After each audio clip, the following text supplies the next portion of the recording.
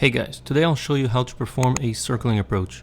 The circling approach is a way for an airplane to use an instrument approach made for one runway, descend below the cloud base, and then land on a different runway, usually which has more favorable winds. We are currently on the RNAV-16 approaching Daytona Beach, and we are going to circle for runway 25 right. We've loaded the approach into the G1000, and we are currently on the final approach segment. We'll proceed on the approach based on the accuracy level of our GPS and the approach we have selected.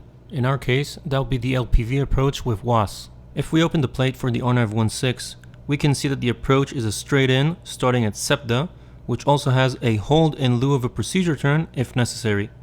Our final approach fix is FEMBA, and dogray is our step down fix if needed. Missed approach point is the runway's threshold.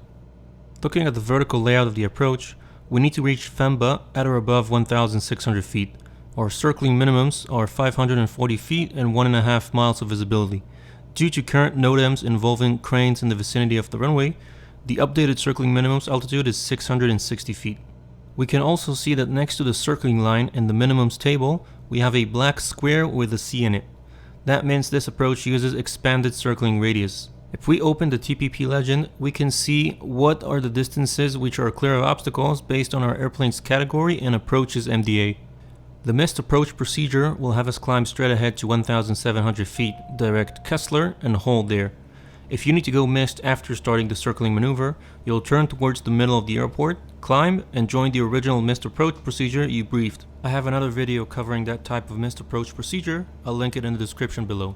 As we get to our MDA, we'll hold at that altitude until two things happen. First, we want to be able to see the runway that we are doing the approach on, and the runway we'll be actually landing on. Second, we want to be within the designated safe radius for the circling maneuver, which is 1.3 miles in our case since our Cessna is a Category A aircraft.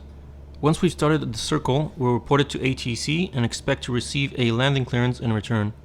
We'll try to position our airplane in a place as similar as we can to a normal traffic pattern for our new runway, maintaining our MDA until we intercept the visual glide path to the runway, probably on the base leg. Once we've done that, we'll continue the approach as a normal visual landing, reducing our flaps and airspeed, and landing as normal. The most important thing in a circling approach, in my opinion, is to brief the transition from the final approach segment to the intended landing runway. That can quickly cause confusion and major mistakes if not done correctly, especially in bad weather and an unfamiliar airport. That was the circling approach. See you guys next time.